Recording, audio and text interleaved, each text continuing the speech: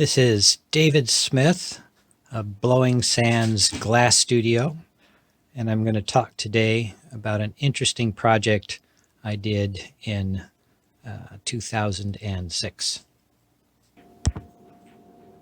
When you operate a glass blowing studio, you will often get requests from designers.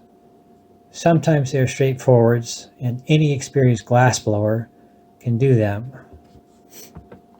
But the more interesting ones are projects that force you to think outside of the box.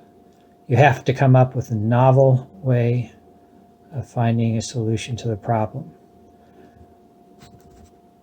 When you watch glassblowers working, it often looks like the glassblowers are doing a choreographed dance with the glass, and that they're in charge of what's happening on the glassblowing floor. But the truth is the reverse. The glass is in charge. The glass will only do what it is physically capable of doing. So your job as a glass artist is, if you know what you're trying to accomplish, figure out the steps to achieve your goal while obeying the physical working properties of the glass. In 2006, I had a very interesting project. It was brought to me by Stephen Marshall Ward, who was doing a complete remodel of the interior of the Queen Anne United Methodist Church in celebration of its 100th anniversary. He had a concept which he titled the Holy Spirit Sculpture, which was just a small piece of glass that had the gesture of flight, just kind of evoked the thought of a bird, and he needed 1,500 of them on a very tight budget that he was going to string in a descending spiral from the center point, the highest point inside the church. So the problem I needed to solve was how to make these small glass sculptures that evoked the thought of a bird or the feeling of flight, and do them quickly enough that I could get the numbers they needed inside of their budget constraints. I decided that I would try to bridge the gap between the world of lamp working glass, where you're working with small glass rods and wire mandrels over a hot torch while sitting in front of the torch, which we call torch working or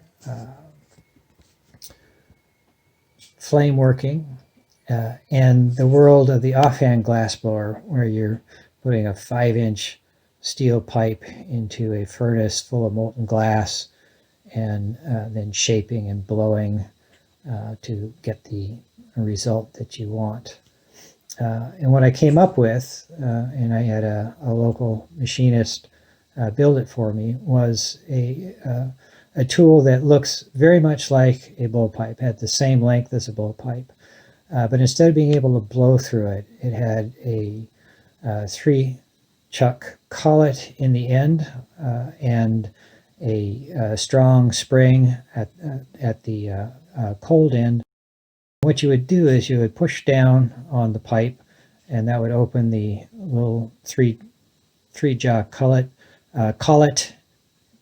You would push down on the end of the pipe, which would open up the collet, and you would put in a bead mandrel, a piece of stainless steel wire that was coated with glass resist.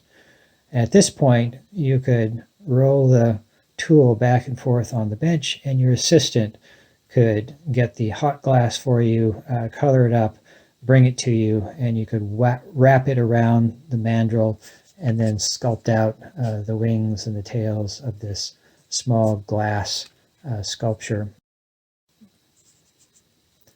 This allowed me to make these small glass sculptures quickly enough that I could do the numbers they needed to stay inside their budget.